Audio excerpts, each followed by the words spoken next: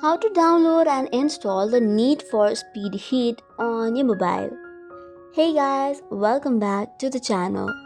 If you want to download and install the Need for Speed on your Android, you'll have to first open the Play Store. After that, click on the search bar and type in Need for Speed Heat.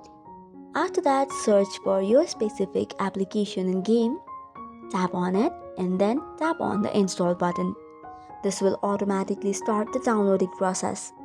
The speed will depend upon the internet connection, and once the download is over, you will see installation started.